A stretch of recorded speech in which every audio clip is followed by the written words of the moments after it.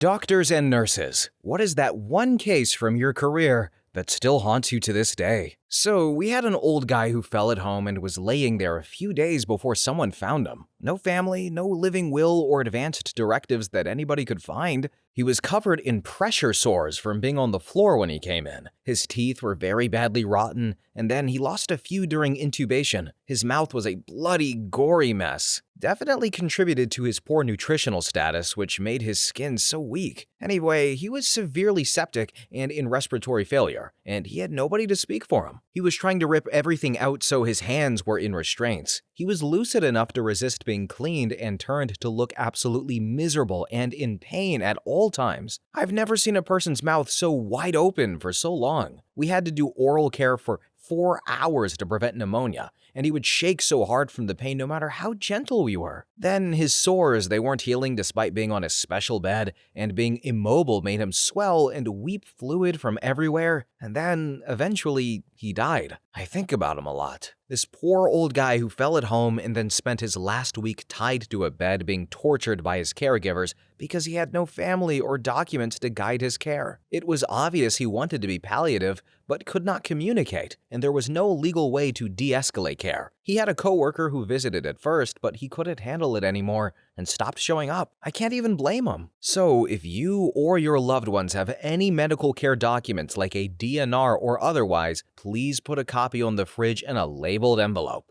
EMTs will always look there for such things, and if they don't find them, then having them doesn't matter. Next story. When I worked in the ICU in my 20s, there was a 32-year-old mom of 3 with bone cancer that she had been fighting for a while. She was dying, so she had gone to Mexico for some experimental treatment, which did nothing, and she came back worse. Her family, they were very religious and were continuously pressuring her to fight because it would be sinful to give up, and what would her daughters think, that she didn't do everything to stay with them? But she was in so much pain. The amount of narcotics she took in an hour would have killed me if I took it over the span of a day. Then the cancer, it was so bad that you could feel the tumors when you touched her, and her skin would sometimes break open and bleed. She was in and out of that unit for about a year, and her family, husband and parents, were pressuring her to keep going with the futile treatment. She was alone most of the time, with us in horrible pain while her family visited in between living their lives. She was offered support to talk with her family if she wanted to change her mind about her care, but she didn't want to go against them. Her husband had flown states away to attend a religious conference, and her parents were out of town with her kids when she started imminently dying. The family, they tried to get home in time, but she died with only us nurses at her side. When I turned 33, I thought about how I'm older than she ever got to be. I'm in my 40s now, and I am still thinking of her. The way she died was cruel, and it did not have to be that way. Next story. I was a nurse at an assisted living facility during COVID. We had the whole place locked down for over 2 years, no family or visitors allowed. One resident in particular was a ray of sunshine and adored by all staff and residents alike. She was slightly delayed mentally, not a ton, like lived in a group home most of her life, but mostly for reasons like needing help paying bills and applying for jobs and whatnot. This meant that she was probably the youngest one there, late 60s, and physically in great health. Her childlike innocence and humor really kept the place upbeat. Then, when COVID hit and lockdowns came, she was absolutely miserable and cried a lot. Every day she would ask when she would get to see her family. It was heartbreaking to have to tell her every time that it would be a while. She went through the whole lockdown without ever leaving, except for occasional appointments or seeing her family. Then, the day lockdown lifted, she was the happiest person I've ever seen. She could finally leave to see her family. She got dressed up for the first time since the lockdown started and made sure everyone in the facility, including residents, knew that she was finally going to go have dinner with her family, and we sent her off with a smile. The next day, we found out that at the very same dinner that she waited 2 years for, she had choked and passed away. The facility, it felt lifeless for a while after that. Next story. I had a patient whom I nursed for 11 months. He had cancer that eventually spread. He was in the same room, the same bed for 11 months. I was his nurse 3 or 4 days a week for those 11 months. I got to know him, his wife, his children. He finally died at about one day at about 10 a.m. It took me and his wife 2 hours to pack up all of the things that he had accumulated in that room over those 11 months. It took another hour for housekeeping to clean his room. Then, an hour before my shift ended, I admitted a new patient into his room. And that was the day I finally understood what happens after we die. We cleaned the bed and admit a new patient. Next story. Christmas Eve night in ER. EMS calls with two school-age burn victims. Arrived with 7-year-old twins that fell asleep under the Christmas tree waiting for Santa. The tree caught fire. Resuscitation was futile. Their PJs had melted into what little flesh there was left. I can still hear that mother's scream of despair and grief. That was 17 years ago, and I think about them every year. Next story. A guy came into my ER with an eye infection. He was a hermit, living under a bridge, and was not able to give me a good story, or history really. He just said it had been leaking pus for a while. So I asked him to remove his homemade bandage,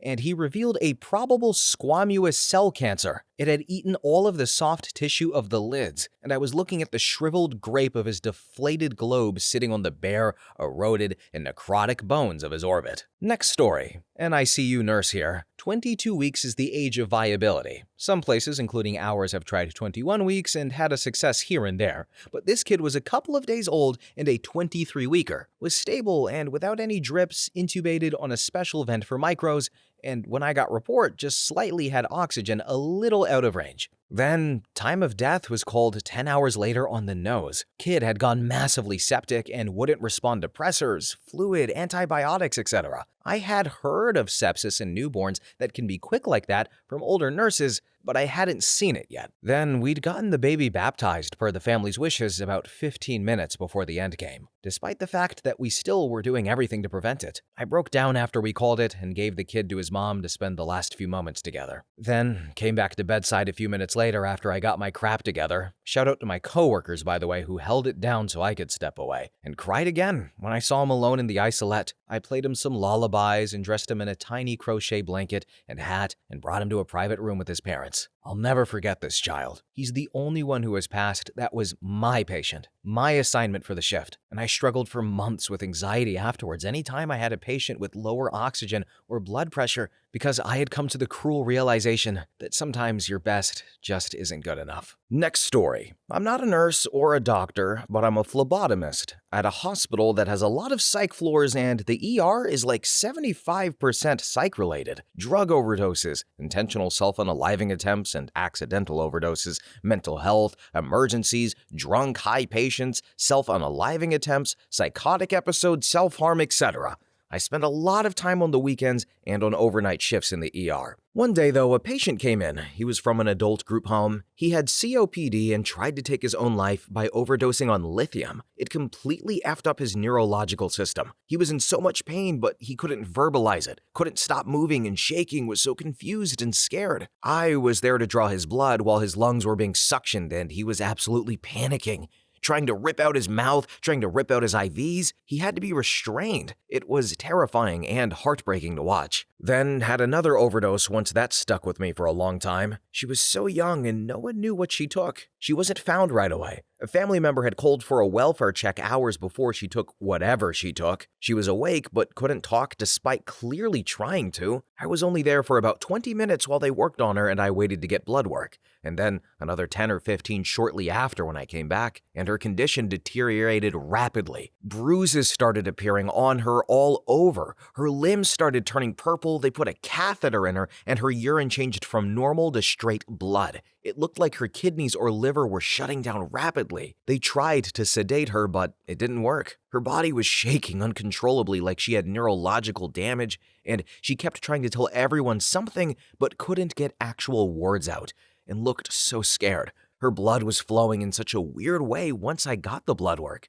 I've never seen blood flow like that before. They had to intubate her without the sedation working, and I can only imagine how scary and painful it was for her. The only word she got out clearly was the most pained, "Oh my God!" And it gives me nightmares for weeks, it did, and I broke down crying on the drive home later that day. Next story. So, nurse. Had too many to count, but the worst ever was a 2-year-old who had been beaten within an inch of their life and dumped by someone who ran away afterwards and provided no info. Survived, but catastrophic life-altering brain injury. Then there was a 16-year-old with fatigue studying for exams. Turns out they had liver cancer that metastasized to bones and lungs, died 3 weeks later, terrified during the process. Then spontaneous second trimester miscarriage in the toilets while I was in there with her, and voluntarily assisted dying patient I cared for as a new graduate nurse, looked after them for 6 weeks before they made the call to take the medication. Next story. My ICU patient who was brain dead, waiting for the rest of her family to join so we could extubate, every time her husband would come to her side, she would lift her hands up off the bed without the average posturing forms in the most unusual way. I couldn't recreate the responses when I tried and had a terrible feeling about him. Found out he was charged with the murder. Next story. I was a labor and delivery nurse. Called to the ER stat one time. Some rich guy driving his laboring wife to the hospital like a bat out of hell in a Porsche.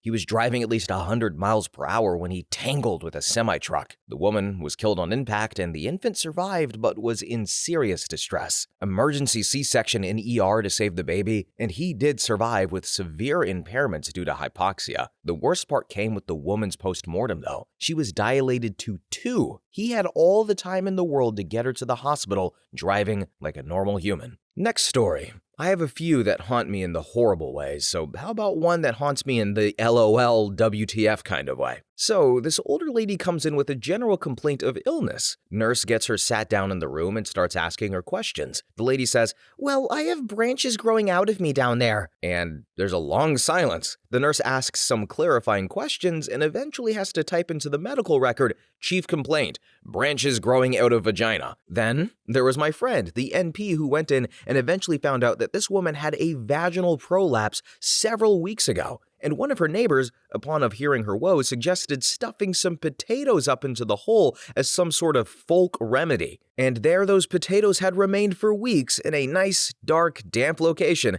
which meant they obviously started sprouting. Thus, the branches. The potatoes were removed, and she was given a non-potato treatment for vaginal prolapse and told not to stuff potatoes up the nethers again. All right, everyone, so this is a new one for me. Let's just stop real quick. Like, sit around the campfire and just, what? This is why we need sexual education and just good education, people, because never have I thought of shoving a potato in anything other than an air fryer.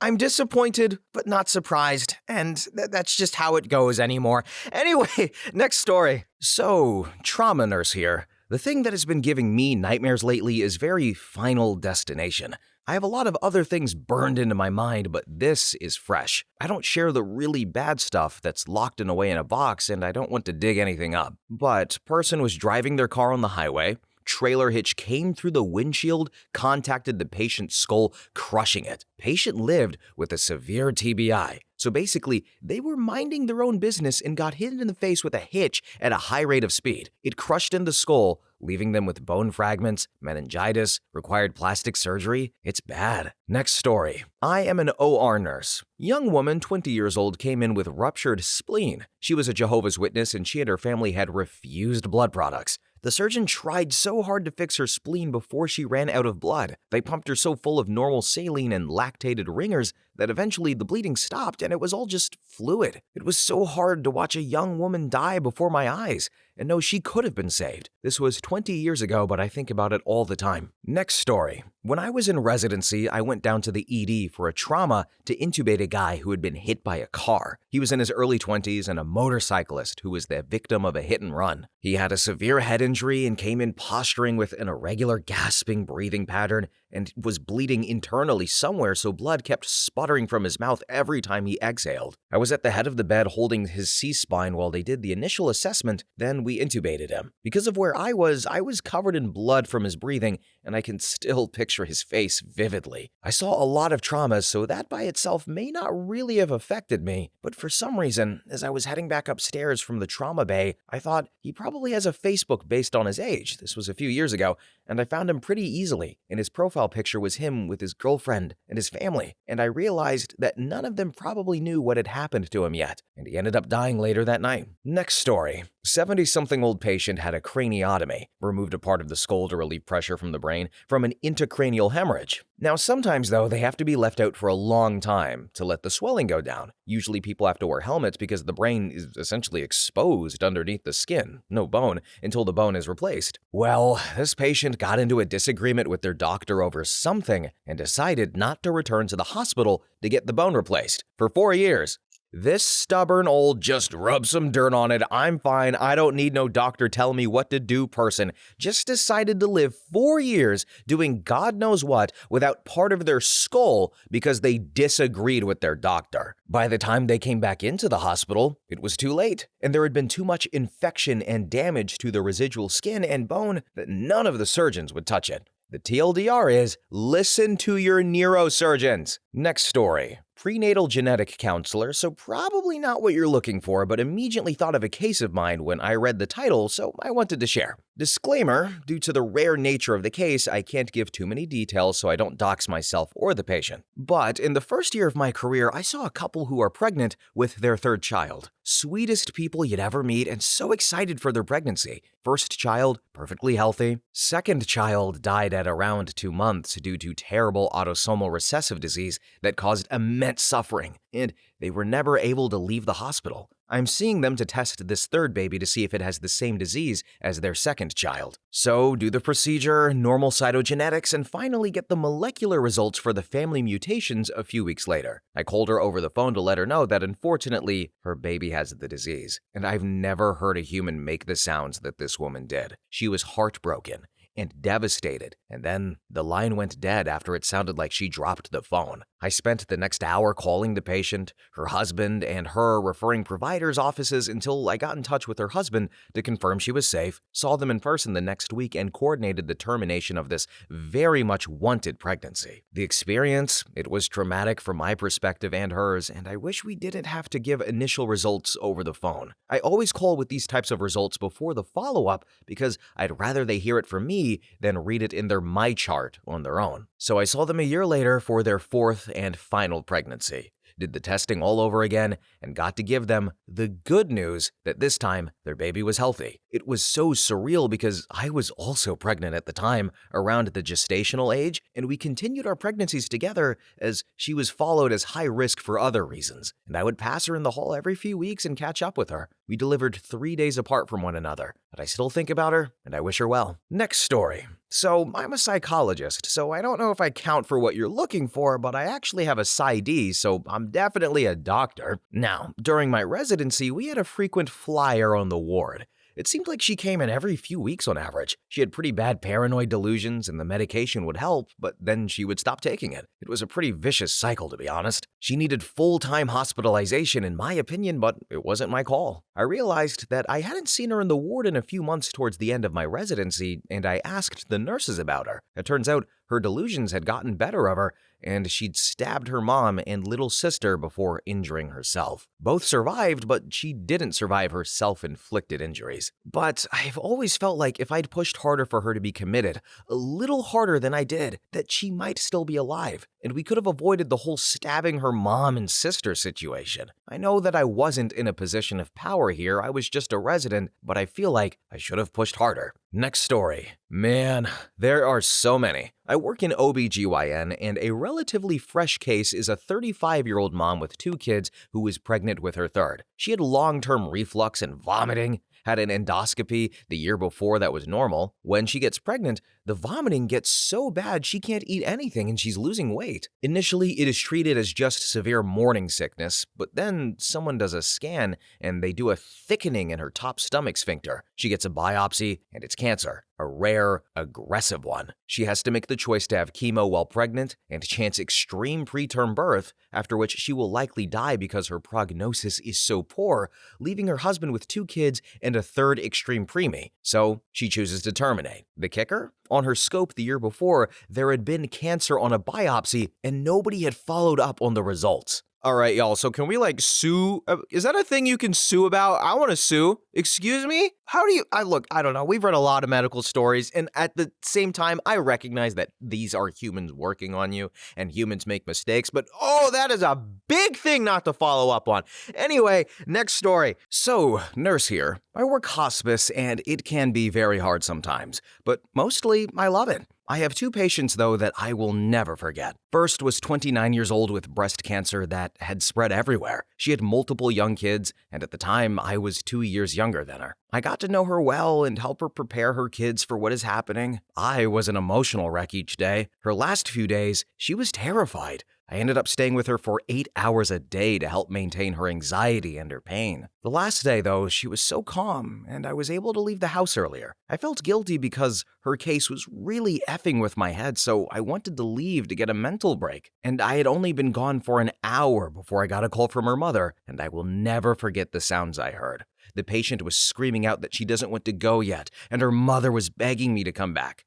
I sped back to her house, but she passed before I got there, and she looked so scared. This one hurt me the most because my job is to make death a peaceful, dignified thing. Her family watched her scream and bash around while she took her final breaths. I will never forget this. Then my second was a patient who was the absolute sweetest. He had cerebral palsy and had a lot of developmental delays. He did not have a full-time caregiver, but we were working with social workers to get some more help in the house. He was thriving with the new caregivers helping him and was actually potentially going to get discharged from hospice because he was no longer declining. I remember getting the call from his new caregiver, though, that when she got to the house that morning, he was dead. It was most likely a stroke, but when I got there to start the death pronouncement and post-mortem care, he looked off, like his skin felt different. I went to turn his body to the backside, and all of his skin stayed behind on the bed, from his head down to the back of his feet. And I cannot get the image out of my head of his completely skinned back.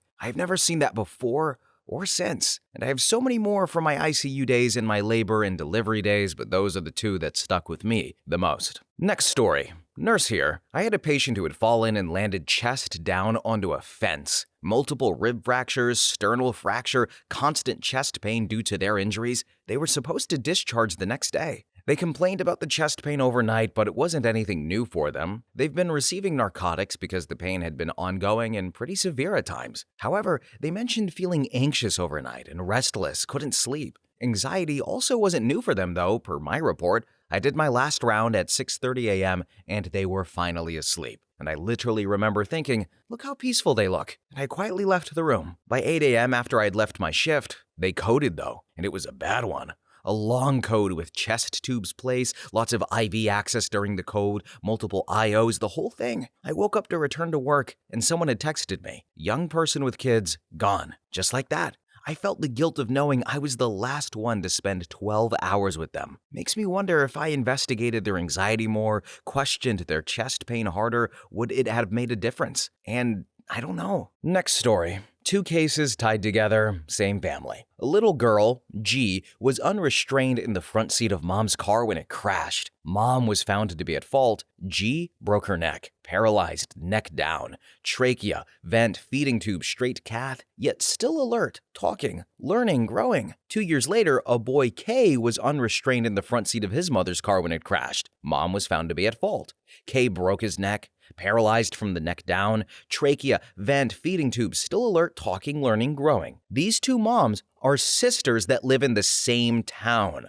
I met the boy as an infant when I was caring for the girl, and I am angry about the first tragedy, but I am beyond effing disgusted about the second one. Next story. Nurse. I'm assuming you want bad cases, so here we go. I am an orientation for ICU. We got 2 ICU patients, one of which was going to be transferred out of the ICU because doing better. Well, we get a call that a new PT is coming and they are still actively coding the PT. Still doing arrhythmia pushes and potential acetols on monitor. Cool. Then my preceptor says, okay, you got these 2 patients, I trust you. I'll handle this burning hot PT and we will stay next to each other if you need anything. And I'm like, okay, cool. I check my monitor and see my PT, the transfer, now has 2 pacer marks per beat, whereas before PT was only 1. I go in the room to check on PT, but PT isn't responding. I do painful stimulus with yelling PT's name. PT doesn't wake. I look up, I hear alarms blaring. The monitor showed no heartbeats, just pacer marks. The pacer failed, couldn't revive her rhythm, and since I was smart enough to check, I could immediately start compressions. At the same time, though, the crashing PT arrives, who is now asystole as well. The doctor was pissed that I can't be in both codes, so ER doctor arrives and does my code. But the PT died. We had zero idea what the hell caused it, just sudden boom dead.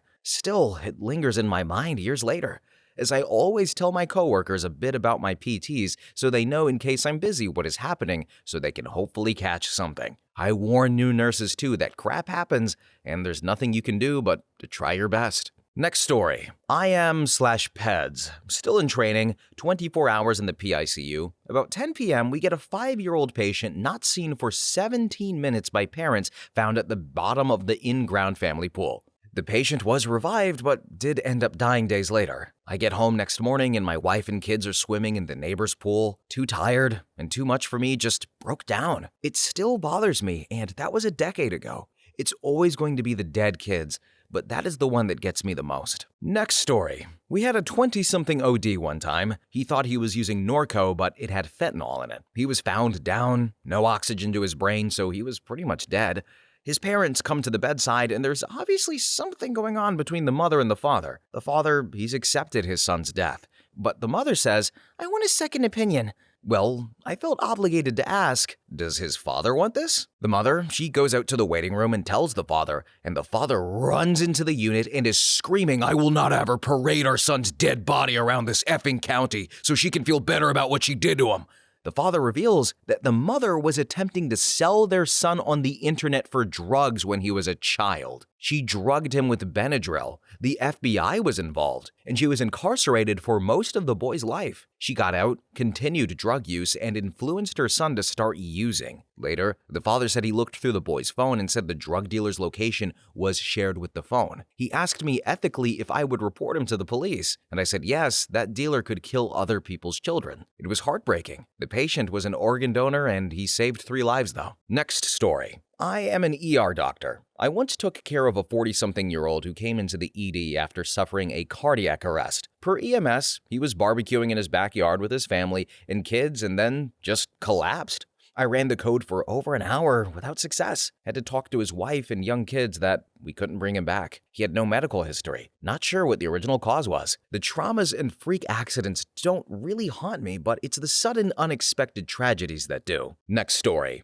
I'm a CVT, so I work in the cath lab. I was a student at the time. This lady came in for a routine cath. She was around 40 to 50 years old. She was very nervous and told us about her dinner plans with her kids. We get started and everything is going well until she jumps up almost off the table and yells, "I don't want to do this anymore."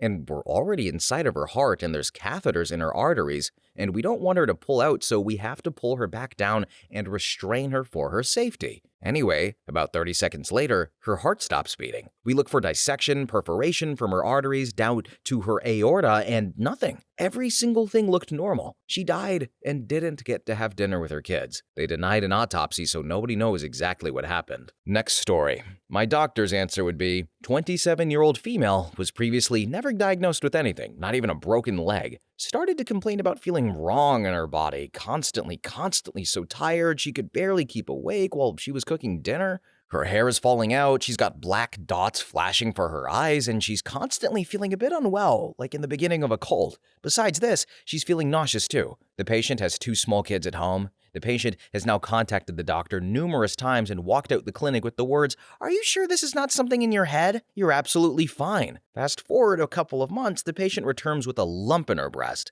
She gets an ultrascan. Again, she's told nothing's wrong. At this time, the patient is starting to feel very embarrassed when she calls her doctor, who is visibly irritated at her. Now it's 9 months since she had the ultrascan, and now she feels a new lump in her breast. She returns to the doctor and demands to go to another clinic. 6 days after, she lays on the table, she's getting scanned, and is told that she has stage 4 breast cancer. 3 lumps in her breast, and it is spread to the lymph nodes. Luckily, she's still here today, because she's me.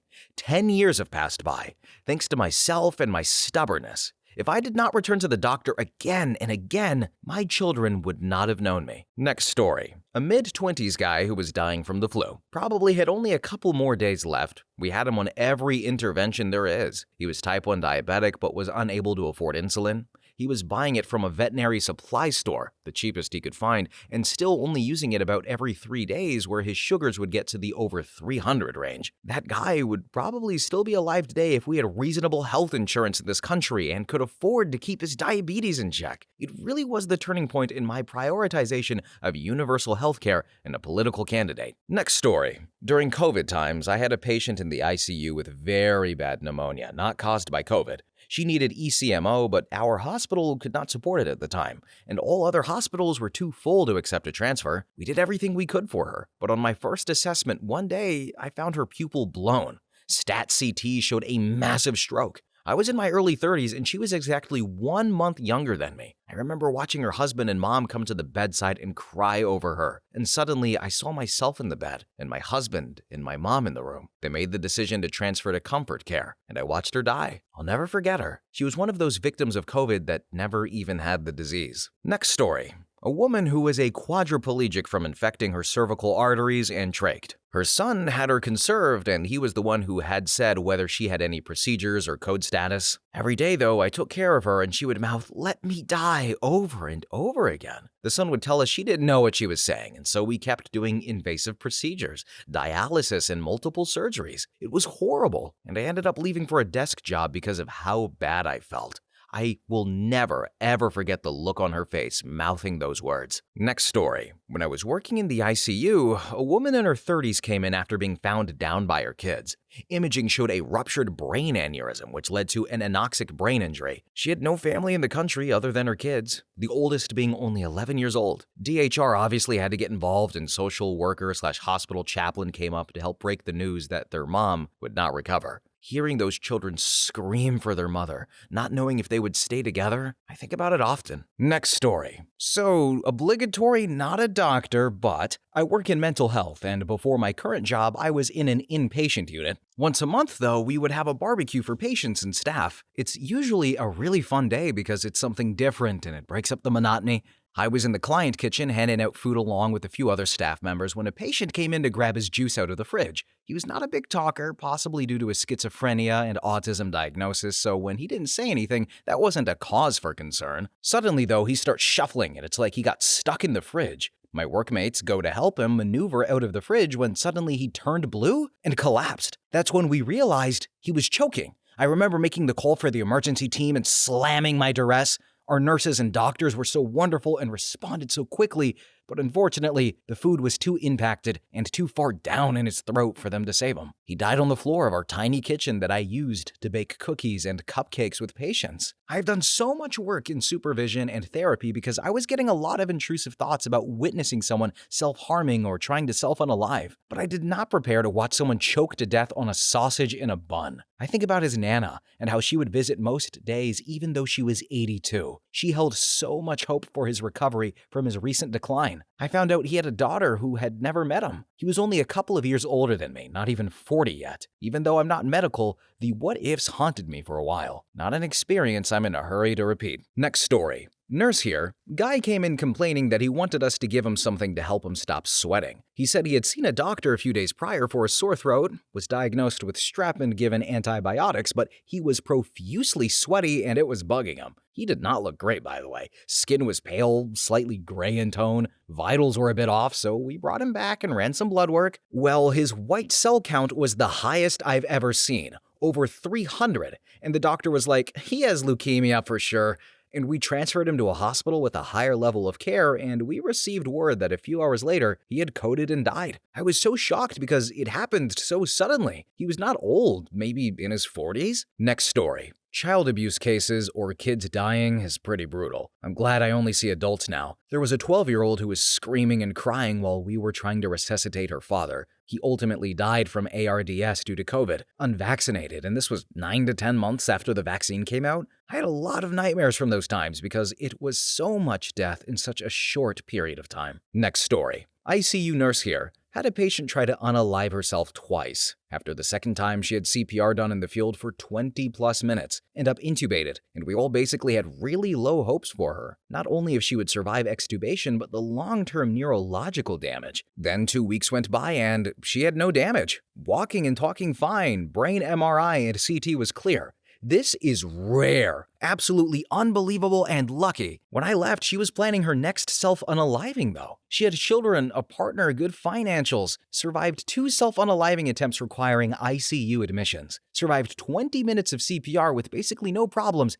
and still wanted to take her own life. Next story. Homeless guy gets wheeled in with a blanket covering his legs, flatlines on the monitor, so RN got up to do chest compressions and another one took off the blanket. And there were bugs rotting on his legs. CPR while bugs flew in the air. After the event, we were still finding bugs in the room vents for days. Next story. Lost a lot of patience as a bedside nurse. Many are memorable, but none really haunt me anymore. I now work outpatient and recently had someone who was fairly young die because we couldn't get their inhalers or CPAP covered by insurance, and they couldn't afford them. That one will always stay with me. She didn't have to die. Next story. Nurse here, I've had several. I try to remember names, but sometimes they're just faces. A few. Back when I did labor/delivery, I had this patient giving her kiddo up for adoption. The adoptive parents are the sweetest, most excited people in the world and had been picked since early pregnancy. They got to hold the baby and bond with it for 36 hours, and then the mom backed out at the last minute. The devastation and absolute wail from the adoptive mother was heartbreaking, and it still brings me to tears. The adoptive dad just packed up their things, hesitated, and left all the baby blankets and outfits for the kid and mumbled, "This is the third time." The biological mom was just as miserable, clutching the baby and saying she couldn't do it. There was no bad guy in the situation, but everyone was hurting. Then, in pediatrics, I've seen the gambit. Lots of non-accidental traumas, fancy term for physical abuse, that leaves kids with insane injuries and severe brain injuries. I've held kids whose heads are twice as large as their body with all of the fluid buildup. Their cries are hard to soothe because, as a neuro kid, overstimulation can make everything worse, so instead of instinctually rocking them or bouncing them, you have to hold still with all the lights off and try to make humming noises that might soothe them. The worst one was on my floor for removal of care. Let him pass in the hospital rather than at home. Mom was in the corner on her phone the whole time, and Grandma was the only one caring for the kiddo. He was probably around 6 months old. We weren't giving food or water, so Grandma would apply the lotions and lip balm while the kid groaned and cried. A lot of nurses gave that mom a lot of crap outside the room, saying she didn't care. I took care of him for several days in a row, and I caught her when Grandma had left them alone to go shower. Mom heard him moaning and just looked at me, a single tear in her eye, and said, "I want you to know that's not my baby. My baby is at home, and he's happy, and he's waiting for me. They keep telling me that's my baby. My baby is okay." It was full-on denial. Even as her body knew, her lip quivered and her tears rolled. Turns out she was looking at her phone at baby pictures. She had been dating a guy for 2 months, left to the grocery store, and the guy absolutely demolished this kid for crying. She blamed herself.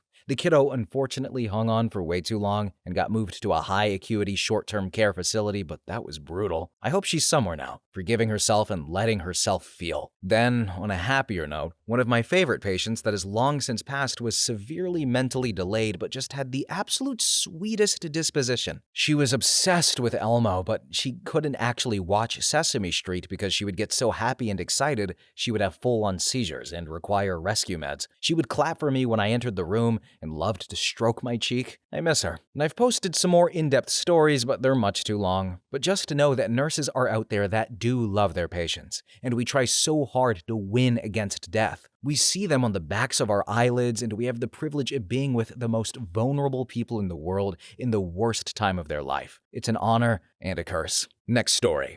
RN here. I worked on an oncology floor and got report on a comfort care patient who was actively dying. On assessment, he was showing clear signs of distress, and I was surprised to see he didn't have a continuous pain jump as most of our comfort care people would have. As I was wrapping the assessment with plans to contact the MD for pain meds, he reached out to me, like for a hug. I only stayed with him briefly because I wanted to get him pain relief ASAP. I didn't think that death was imminent. I thought I'd be caring for him all shift. But in the 30 minutes it took me to go find a provider and get orders, the man died all alone. This was over a decade ago, and I still wish I had just stayed by his side, given him a hug, and made sure he didn't die alone. Next story. Child abuse, shaken baby cases, the "I just left my baby with this guy I've been dating for 3 days" scenarios. Once there was clearly a boot footprint where the baby had been stomped. They didn't make it. Those ones haunt me. And at one point in my career, I started drinking heavily to cope. After almost 30 years, I had to step back from a level 1 trauma center and do routine things. I stuck it out longer than most, but it eventually got too much to bear. Next story.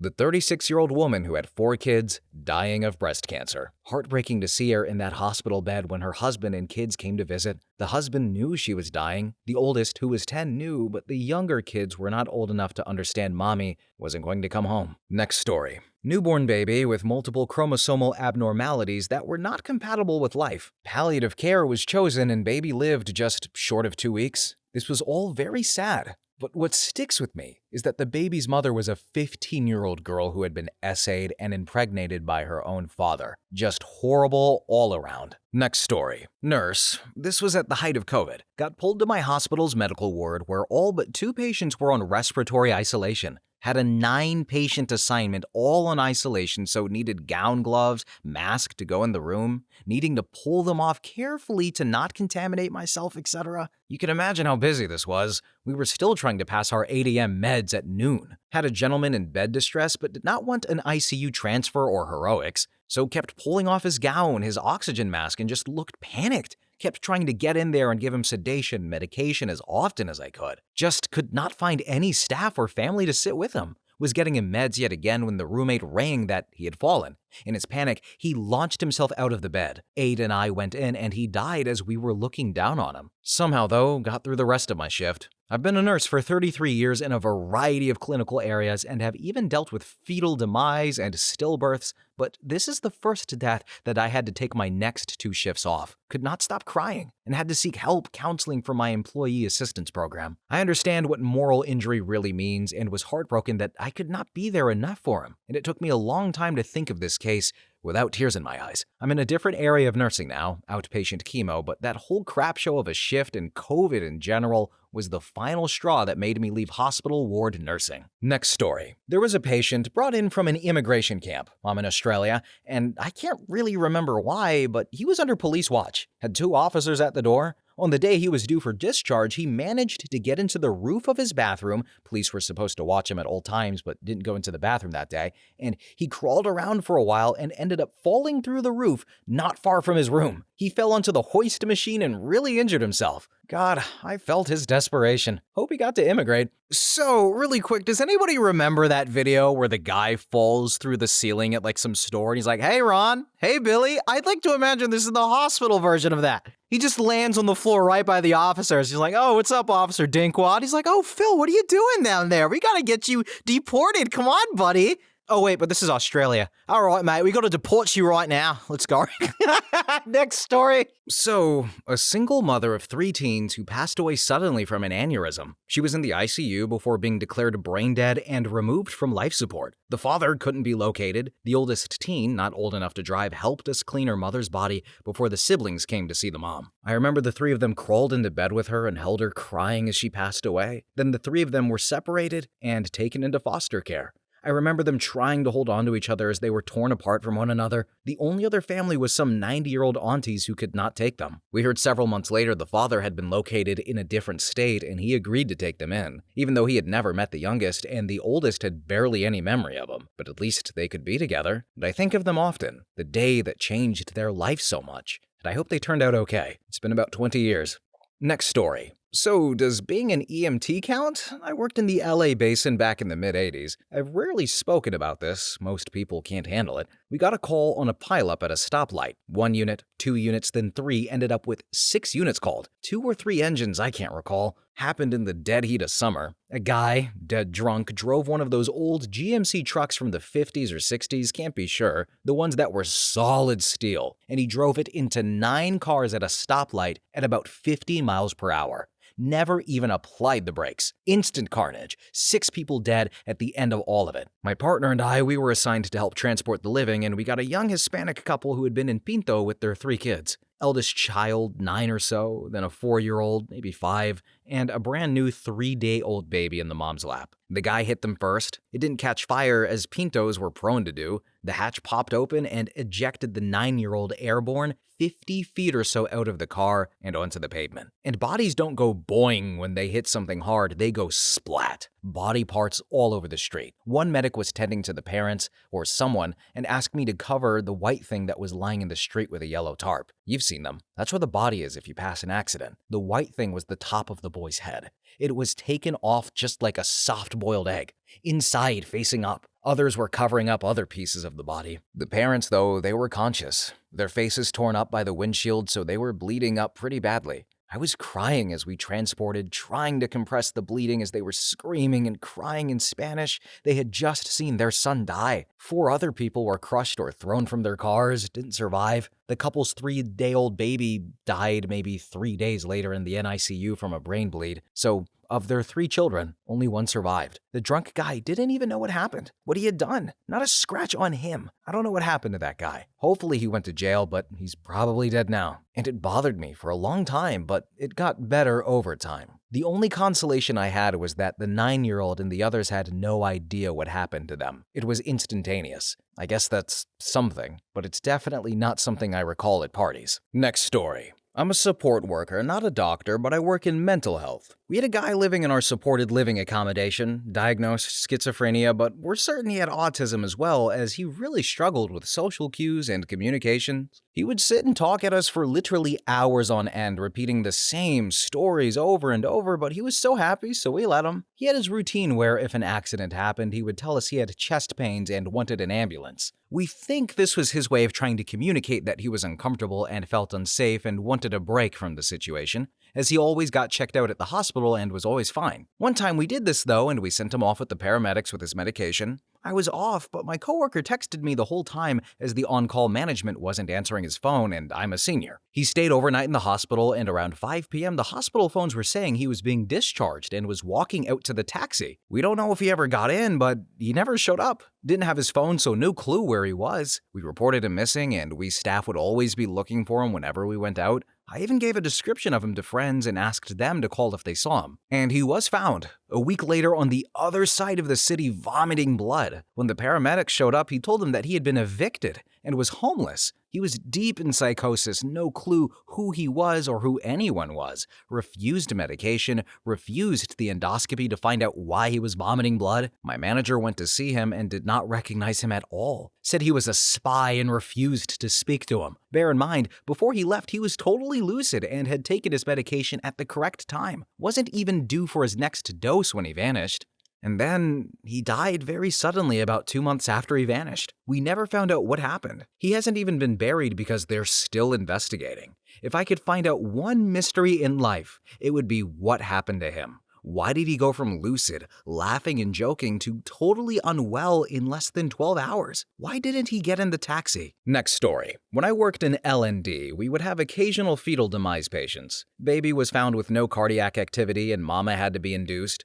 These were always one-to-one patients, so the nurse could give all of her attention to the patient. Now, over my L&D career, I had several demise patients I took care of, and they were always so emotionally draining, and I spent most of my shift trying so hard not to cry and to be strong and helpful for my patients. Now, without giving out too much information, there was one patient that sticks out. Both parents were medical professionals, so they knew. But when I went into the room to get her admitted, she asked me if I could Doppler her and just make sure there were no heart tones. She said she knew there wouldn't be, but she just wanted to hear one last time. I kept myself together in the room, but when I walked out to the Doppler, I choked up.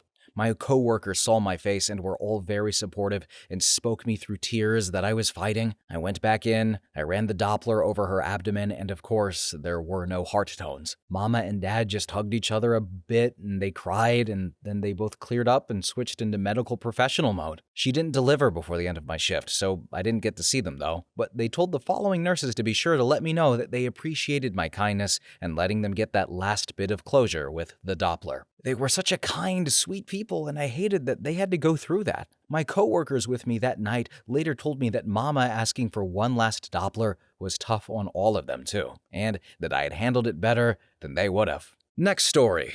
Oh, I've got several. My first pediatric code brought in unresponsive via EMS. Poor kid had been vomiting for days and parents tried to hydrate and thought it would be okay. We got the kid back transferred to a children's hospital only for them to pass within 24 hours. Absolutely terrible. Then my most recent was several years ago. Elderly patient brought unresponsive via EMS. This poor person, their caregivers basically left them to rot. When they arrived, they were covered in dried fecal matter. They were so dirty we had to carefully cut off their clothing as they were so soiled that they had started to fuse with the skin. We rolled them and discovered a pressure wound forming because a metal can was under them and they could not move themselves to get off of it. 3 of us openly cried as we tried to clean and help them, and I don't know if they made it. Just when I started working in healthcare, no one prepared me for the amount of patients I would care for that were left abandoned by their caregivers. So when students ask me, what's something you weren't ready for? I tell them that. The amount of people that had told me to my face that they are abandoning their family member because they can't care for them or don't want to deal with it. It doesn't have to be this way, but the process is so painstaking and takes forever, and there is a massive lack of knowledge on how to get long-term care. And I know everyone's situation is different, and I'm not saying everyone can. The system is difficult to go through, and I find people's frustration absolutely understandable. But that does not mean I find abandonment understandable. Next story. So, there was a terminally ill woman on our ward who was overweight. Another nurse had her bathed up to get her up in a special reclining wheelchair so she could go outside for a while. But she was too heavy for one person to lift, so she called me in to help her. We did the lift as trained, but during the lift we heard a loudish popping noise that just sounded like when you crack a knuckle. The patient moaned in pain, and we placed her in the chair, but she seemed uncomfortable. But since she was also a stroke victim and could not talk on top of having cancer and radiation, we could not know how much pain, nor that anything had really even happened other than a normal joint pop. But turned out a couple of days later that when we lifted her, her hip snapped. That was what the pop was. We did everything by the book, so I don't really have guilt over it, but I doubt even if an RN or a doctor was in the room, they would have thought it was a hip breaking under her own weight. But radiation and cancer can do that. But it is not common though. Next story. I've posted about this one before, but I can't find the comment to link it. But my family is all in the medical field. I am not. And they have seen some horrible things in that time. Dad, cardiovascular thoracic surgeon for more than 30 years. During residency, my dad had a PT that tried to take his own life in the chest with a pair of scissors. He got very close to nicking some arteries in his armpit area, and he had to have his chest opened up to repair the damage that he had inflicted on himself. My dad performed the surgery, closed him up, and the man survived. My dad continued to check in on him and spent any extra time he had with him between his rotations. He tried to talk to him about why he had tried to take his own life. He thought that the man was doing better. When my dad was unable to visit for a few days due to some examinations for his residency, the man opened his hospital room window and jumped. My dad was devastated. He asked to see his medical file, I assume for some sort of closure, and it was a mess. The man's chest had basically exploded and the wires from where my dad had closed him up had shredded through before busting and leaving a mangled mess. All the doctors were giving my dad a hard time, laughing and saying, "Damn, Tony, don't you know how to close a chest?" Then, my mother, a CRNA for more than 25 years, which required her to work in the ICU for a minimum of 2 years. A newborn infant was brought in completely disemboweled. Her intestines were protruding from her genital area.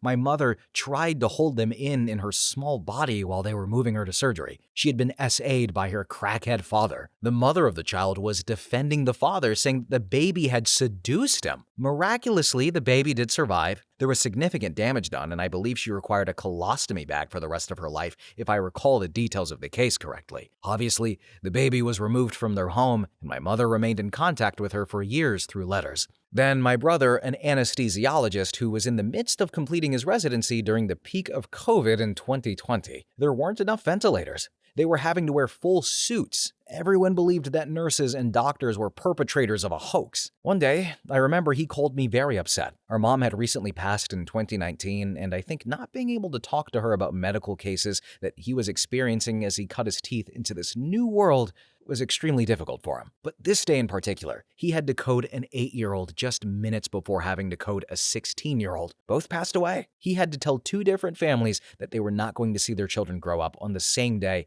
within minutes of each other. That requires a level of strength that I will never be capable of. Next story. A guy who came in for back pain that came on suddenly while he was driving his tractor. He had a huge abscess in his spine. He mentioned he'd once been told he was pre-diabetic. Reviewing medical records, his doctor had diagnosed diabetes 2 years earlier but didn't tell him that and didn't put him on any medication or ever followed up on it. Just told him to eat better and exercise. But it was way past that stage already. His blood glucose was so high back then that I'm shocked he'd never even ended up in the ER before. The doctor just had him come in once a year and never mentioned it again in the notes. He died in his 60s from a completely preventable issue. If his doctor had bothered to do his job back then. So, once again, that's a human making a mistake, and I get that, but it's a pretty big mistake. Now, everyone, I am of course not a medical professional, I'm a voice actor, so I don't have any relevant stories that I can share, but one thing I always do with these videos is try to leave people in a good mood, send people on their way in a good mood, and end these videos on a good note, because these videos are depressing. When I open up my list of audios to record, I say, oh boy, it's a medical story kind of day, and then I die a little inside. but at least we're still alive. And I think there's something in that, and value family and be a good person. I don't know, it's not complicated stuff. I'm trying to find something to say because, oh my god, this video was sad. But guys, we're at the end of the video. Please, please have a good one. Say I love you to somebody this week. Do it for me. But thank you all so much for watching, commenting. Have a really good day, and say it with me. Bye-bye.